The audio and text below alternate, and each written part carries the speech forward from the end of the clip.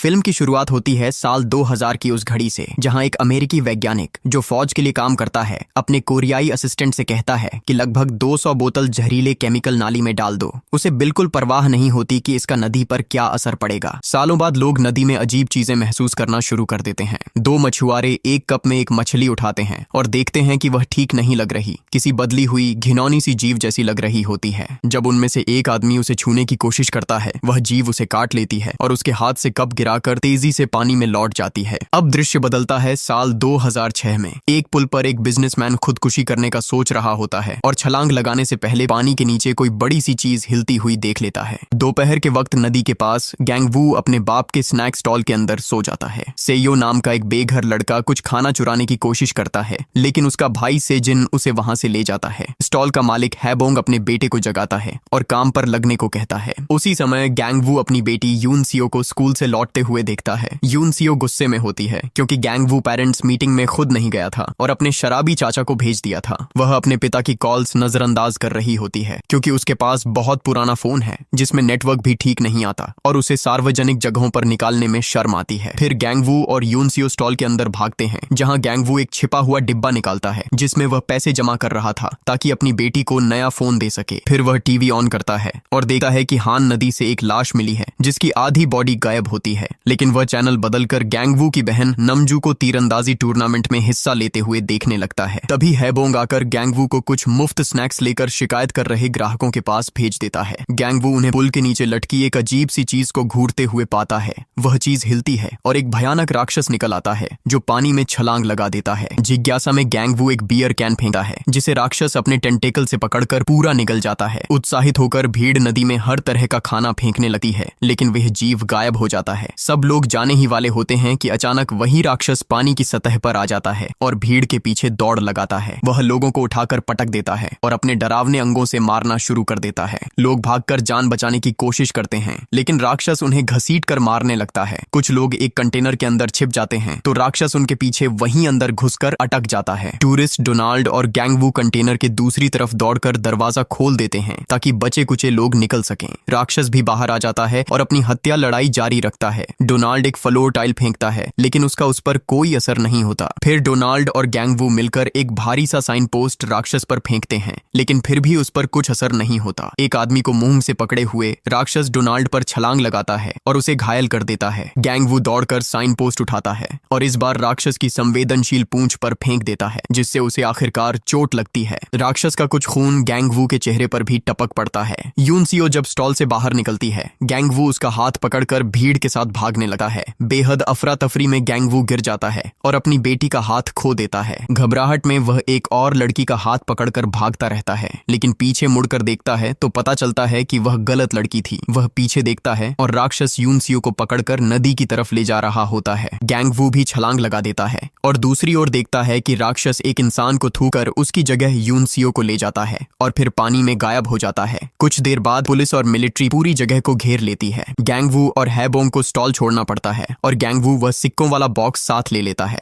नदी का इलाका बंद कर दिया जाता है और सभी पीड़ितों के लिए अंतिम संस्कार रखा जाता है। नमजू अपना कांस्य पदक लेकर आती है और अपनी मरी हुई भतीजी के लिए रोती है। तीसरा भाई नम भी आ जाता है, जो परिवार का अकेला कॉलेज शिक्षित व्यक्ति है, लेकिन इस समय बेरोजगार है क्योंकि पहले वह एक एक्टिविस्ट रह चुका है। पूरा परिवार जमीन पर गिरकर रोना धोना शुरू कर देता है, जिसकी वजह से रिपोर्टर्स उनकी तरफ दौड़कर उनकी तस्वीरें और वीडियो लेने लगते हैं। नम बताता है कि उसने सुना है गैंगवू ने गलत हाथ पकड़ लिया था और वह अपने भाई को इस बड़ी गलती के लिए ताना मारता है। इससे दोनों में झगड़ा हो जाता है और अधिकारियों को बीच में आना पड़ता है। इसी समय कुछ हैजमैट सूट पहने लोग कमरे में घुसते हैं और एक अजीब सा धुआं फैलने लगता है। एक एजेंट पूछता है कि क्या किसी ने उस जीव को छुआ था। गैंगवू बताता है कि उसका खून उसके चेहरे पर गिरा था। यह सुनकर टीम उसे एक खास बैग में डालकर घसीटते हुए ले जाती है। तभी न्यूज इस घटना को पूरी तरह कवर करना शुरू कर देती है। डोनाल्ड एक अमेरिकी सेना का सार्जेंट था और उसका एक बाजू गया, इसलिए उसे यूएस आर्मी अस्पताल भेजा गया। सैन्य डॉक्टरों को पता चलता है कि जिन शरीर के हिस्सों का संपर्क उस जीव से हुआ था वे अजीब प्रतिक्रिया दिखाने लगे हैं और वे इसे एक अज्ञात वायरस का नतीजा बताते हैं। अमेरिकी सेना एक सैंपल सीडीसी को भेजती है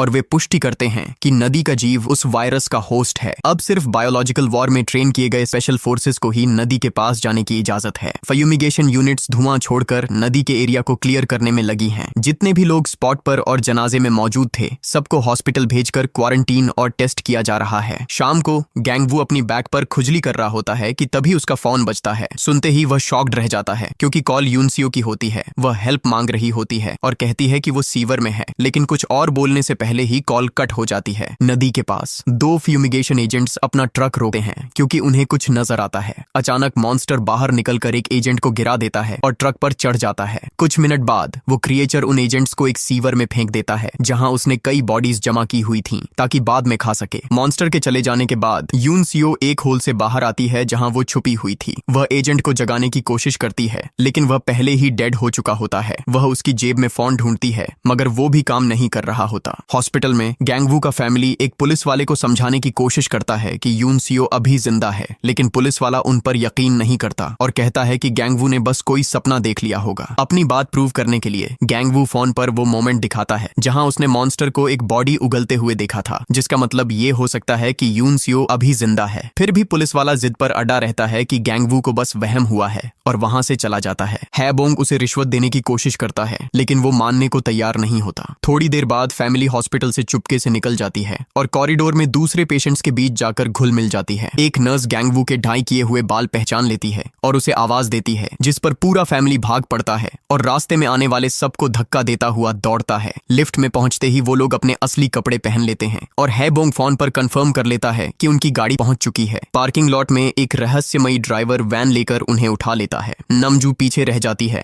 और लगता है उसे छोड़ दिया जाएगा, लेकिन ड्राइवर पीछा कर रही गाड़ी से बचते हुए मुड़कर उसे भी उठा लेता है। एक पुलिस वाला भी वैन में चढ़ने की कोशिश करता है तो गैंगवू उसे जोर से धक्का देकर गिरा देता है। कुछ देर बाद वो लोग शहर के बाहर एक वेयर हाउस पहुंचते हैं जहां पता चलता है कि हैबोंग ने कुछ क्रिमिनल्स को हायर किया हुआ था ताकि फैमिली को हॉस्पिटल से बाहर निकालकर वो सामान दिलाया जा सके जो यूनसियो को ढूंढने में काम आए। अंतिम बिल उम्मीद से बहुत ज्यादा आता है और क्रिमिनल्स उसकी ज्वेलरी लेने से इनकार कर देते हैं। इसके बजाय वे उसका क्रेडिट कार्ड ले लेते हैं। वैन के अंदर तीनों भाई बहन न्यूज देखते हैं और समझते हैं कि उन्हें वांटेड फ्यूजिटिव्स घोषित कर दिया गया है। फैमिली एक फ्यूमिगेशन ट्रक में निकलती है जो क्रिमिनल्स ने उनके लिए अरेंज किया था, जिसमें 2 हैजमैट सूट, कुछ वेपन्स और सीवर का मैप रखा हुआ था। गैंगवू और हैबोंग सूट पहन लेते हैं, जबकि नम और नमजू कंबल के नीचे छुपकर बैठे रहते हैं। सिक्योरिटी चेक पर मैनेजर शक करता है क्योंकि कंपनी का नाम आखिरी मिनट में जोड़ा गया था। हैबोंग उसे एक बैग फेंकता है रिश्वत के तौर पर और मैनेजर बैग खोलकर देखता है कि उसमें सिक्कों का वही बॉक्स रखा हुआ है। इसके बाद फैमिली मैप फॉलो करते हुए यूनसियो को ढूंढने के लिए सीवर की ओर बढ़ती है। कभी कभी गैंगवू ट्रक के पीछे दौड़ता है ताकि फ्यूमिगेशन का धुआं उसके ऊपर भी पड़े, क्योंकि वह अपनी बेटी के लिए खुद को साफ रखना चाहता है। कुछ घंटों की खोज के बाद उन्हें अंधेरे में कुछ हिलता हुआ दिखाई देता है।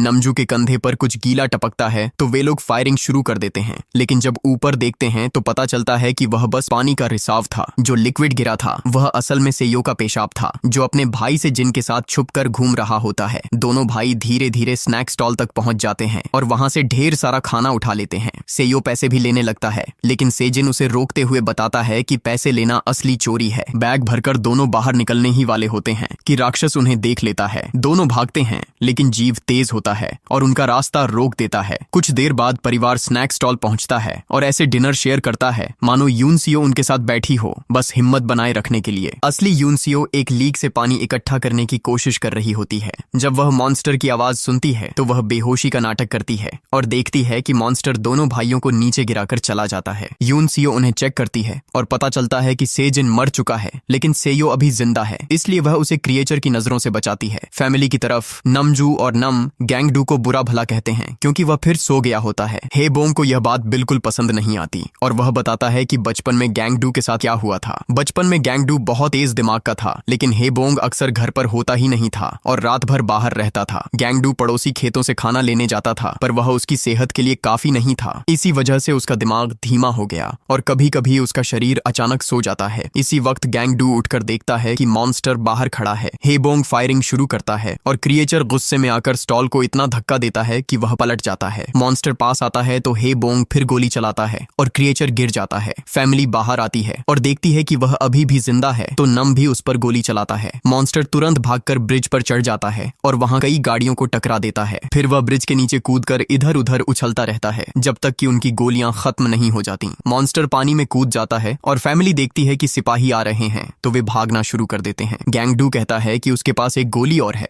तो हेबोंग उसका गन लेकर बच्चों से कहता है कि ट्रक तक भागो, जब तक वह मॉन्स्टर को रोकता है। जैसे ही मॉन्स्टर बाहर आता है, हेबोंग गोली चलाने की कोशिश करता है, लेकिन पता चलता है कि गैंगडू ने गलत गिनती की थी और गोलियां थी ही नहीं। मॉन्स्टर उसे जोर से गिरा देता है, फिर अपने टेंटिकल से पकड़कर जमीन पर पटक देता है और हेबोंग तुरंत मर जाता है। भाई बहन अपने पिता के लिए रोते हैं, लेकिन उनका गम अधिकारियों के आ जाने से टूट जाता है। नम और नमजू को खींच कर ले जाता है, जबकि गैंगडू अपराध बोध में आकर खुद को अधिकारियों के हवाले करने का फैसला करता है। कुछ समय बाद खबर आती है कि डोनाल्ड वायरस से मर गया। सीडीसी यह तय करता है कि वह एजेंट येलो का इस्तेमाल करेगा, एक केमिकल सिस्टम जिसे अमेरिका ने वायरस फैलाव और बायोलॉजिकल टेररिज्म के लिए बनाया था। ये केमिकल हवा में फैलाना कई लोगों के लिए अनसेफ माना जाता है, इसलिए लोग इसके खिलाफ प्रोटेस्ट करने के लिए तैयार हो जाते हैं। खबर यह भी बताती है कि वायरस के लक्षण आम सर्दी जैसे हैं, इसलिए लोग सड़कों पर किसी के छींकने या खांसने पर दूर हट जाते हैं। इसी दौरान नम अपने पुराने वर्कर दोस्त फाद गुएवारा से मिलता है। गुएवारा ऑफिस बंद होने के बाद छुपकर नम को अंदर ले जाता है, क्योंकि वह एक टेलीफोन कंपनी में काम करता है और योनसियो की कॉल ट्रेस कर सकता है। कंप्यूटर पर कॉल आसानी से मिल जाती है,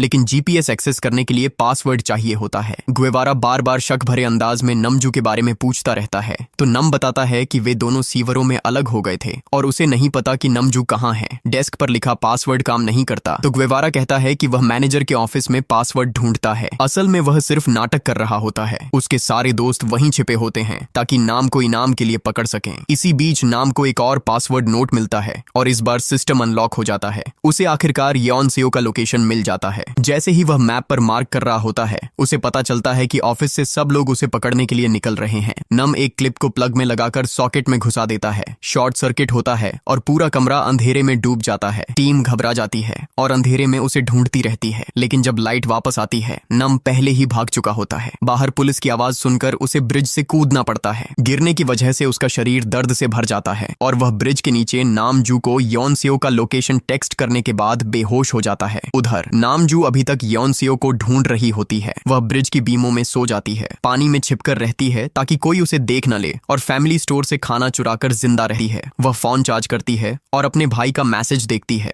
नामजू तुरंत वोनहियो ब्रिज की तरफ दौड़ती है और गैंगडू को कॉल करके सब कुछ बताती है। बदकिस्मती से मॉन्स्टर उसे ढूंढ लेता है और तीर चलाने से पहले ही उसे जोर से मार देता है, जिससे वह एक बेहद तंग सीवर में गिर जाती है। नामजू बेहोश हो जाती है और क्रिएचर वहां तक नहीं पहुंच पाता, इसलिए वह चला जाता है। लैब में गैंगडू की उम्मीद फिर जाग उठती है और वह भागने की कोशिश करता है, लेकिन मेडिकल टीम उसे पकड़ लेती है और उसे सिडेटिव इंजेक्ट कर देती है। 1 घंटा बीत जाता है, फिर भी वह बेहोश नहीं होता। सुई उसकी स्किन में जाते ही गैंगडू दर्द से चीख उठता है, जिससे एक अमेरिकन डॉक्टर उसकी तरफ देकर प्रक्रिया रुकवाता है। एक बाइलिंगुअल मेडिक की मदद से गैंगडू अपनी बेटी का पूरा मामला समझाता है और बताता है कि कैसे किसी ने उसकी बात पर यकीन नहीं किया। अमेरिकन डॉक्टर इंटरेस्ट दिखाने का नाटक करता है, लेकिन असल में वह सिर्फ गैंगडू की मेंटल स्टेट चेक कर रहा होता है। वह डिसाइड करता है कि वायरस उसमें डिमेंशिया जैसी हालत पैदा कर रहा है, इसलिए सैंपल उसके सिर से लेना होगा। कोरियन डॉक्टर को यह ज्यादा एक्सट्रीम लगता है, तो अमेरिकन डॉक्टर उसे साइड में ले जाकर असली बात बताता है। डोनाल्ड ऑपरेशन के दौरान शॉक से मर गया था और ऑटोप्सी में कोई वायरस मिला ही नहीं। क्वारंटीन में रखे लोगों के टेस्ट भी नेगेटिव आए, तो बहुत पॉसिबल है कि वायरस वैसे भी मौजूद ही नहीं। गैंगडू की इंग्लिश परफेक्ट नहीं, लेकिन basic no virus at all वह समझ जाता है और जवाब मांगता है। डॉक्टर्स फौरन उसे ऑपरेशन रूम ले जाते हैं, जहां उसके दिमाग से सैंपल लिया जाता है। सीवर्स में यून सेयो दोनों बॉडीज के कपड़े उतारकर उन्हें बांधती है और एंड पर एक कॉप का बैटन लगा देती है। सेयो की मदद से वह इस रोप को ऊपर फेंककर सीवर ग्रिल से जोड़ देती है, लेकिन अब वह रोप उसकी पहुंच से बाहर हो जाती है। इसी वक्त मॉन्स्टर वापस आ जाता है, तो दोनों बच्चे एक होल में छुप जाते हैं और देखते हैं कि मॉन्स्टर इंसानी हड्डियों का एक बड़ा ढेर उलट देता है, जिसमें एक बियर कैन भी होती है। फिर वह एक और इंसान को खाने के लिए नीचे आता है, लेकिन वह बच्चों की हल्की सी आवाज सुन लेता है। वह अपना मुंह होल में डालने की कोशिश करता है, तो बच्चे पीछे हटते जाते हैं जब तक कि वे उसकी रीच से बाहर नहीं निकल जाते। ऑपरेशन के बाद गैंगडू अपने आप को नंब स्टेट में दिखाता है। जब एक डॉक्टर उसका ब्लड सैंपल लेती है, गैंगडू मौका देखकर उसे पकड़ लेता है और नीडल को वेपन बना लेता है। वह धमकी देता है कि वायरस वाला ब्लड उन पर स्प्रे कर देगा, तो डॉक्टर डर कर पीछे हट जाते हैं और उसे बाहर निकलने देते हैं। लैब एक कंटेनर में होती है जो शहर से बाहर है और सोल्जर्स लंच कर रहे होते हैं। डॉक्टर को शील्ड की तरह इस्तेमाल करते हुए गैंग डू टेबल्स को किक करके गिरा देता है और एम्बुलेंस लेकर भाग जाता है। ब्रिज के नीचे नाम होश में आता है और पता चलता है कि एक ट्रैम्प ने उसकी जान बचाई। वह ट्रैम्प से वॉन हियो ब्रिज का रास्ता पूछता है और पैसों के बदले उसके खाली बियर बॉटल्स ले लेता है। ट्रैम्प एक बॉटल नाम के सर पर तोड़ देता है और बोलता है कि पैसे सब कुछ नहीं खरीद सकते, लेकिन फिर भी गाइड बनने को तैयार हो जाता है। दोनों एक कैब लेते हैं और सफर के दौरान खाली बॉटल्स से मोलोटोव बॉम्ब्स बनाते हैं। सड़कों पर लोग एजेंट येलो के खिलाफ प्रोटेस्ट करने के लिए जमा हो रहे होते हैं, जो वॉन हियो ब्रिज पर ही रिलीज होगा। यूनसियो होल से निकलकर देखती है कि मॉन्स्टर सो रहा है। वह एक कैन फेंककर चेक करती है कि क्रिएचर रिएक्ट तो नहीं करेगा। फिर वह भागकर मॉन्स्टर की बॉडी पर जंप करती है ताकि रोप तक पहुंच सके। वह रोप पकड़ लेती है, लेकिन सुकून ज्यादा देर नहीं टिकता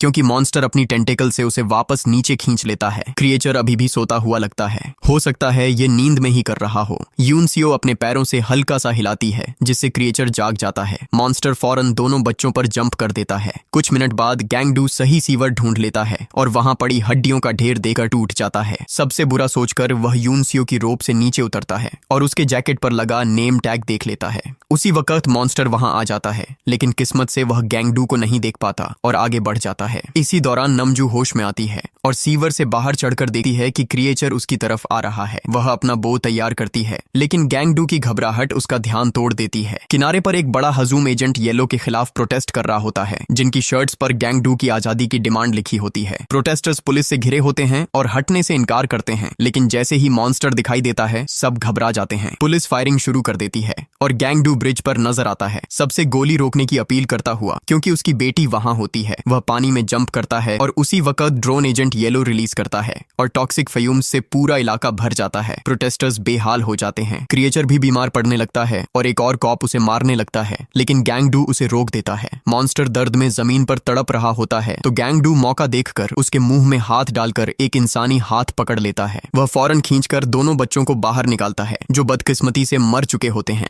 ड्रोन एजेंट येलो बरसाता रहता है। मास्क्ड एजेंट सब रिकॉर्ड करते रहते हैं और हर तरफ लोग बीमार हो रहे होते हैं, पुलिस वाले भी। तीनों भाई बहन यूनसियो के पास जमा होकर रोते हैं। गैंग डू का सब्र टूट जाता है और वह एक साइन के पोल तोड़कर मॉन्स्टर पर वार करता है, जिससे उसका खून बहने लगता है। क्रिएचर उसे धक्का देकर दूर फेंक देता है। फिर नम अपने मोलोटोव बॉम्ब्स फेंकना शुरू करता है, जिससे क्रिएचर आग से बचने के लिए भागता है। आखिर में वह ब्रिज के नीचे फंस जाता है और ट्रैम्प उस पर पेट्रोल उंडेल देता है। नम अपना आखिरी बॉम्ब फेंकना चाहता है, लेकिन वह हाथ से स्लिप होकर उसके पास ही टूट जाता है। नमजू आगे आती है, एक एरो को आग लगाकर सीधा मॉन्स्टर की आंख में छोड़ देती है, जिससे पूरा क्रिएचर जल उठता है। मॉन्स्टर पानी की तरफ भागने से पहले ही गैंग डू पोल को उसके मुंह में घुसा देता है और उसे हमेशा के लिए खत्म कर देता है। बाद में गैंग डू से यो को चेक करता है, यह जानने के लिए कि क्या वह यूनसियो का दोस्त था। पता चलता है कि बच्चा जिंदा है, तो गैंग डू उसे टॉक्सिक एरिया से बाहर ले जाता है। कुछ हफ्तों बाद गैंग डू अपनी जिंदगी को संभाल चुका होता है। अब वह स्नैक स्टॉल चलाता है और सेइयो का ख्याल रखता है।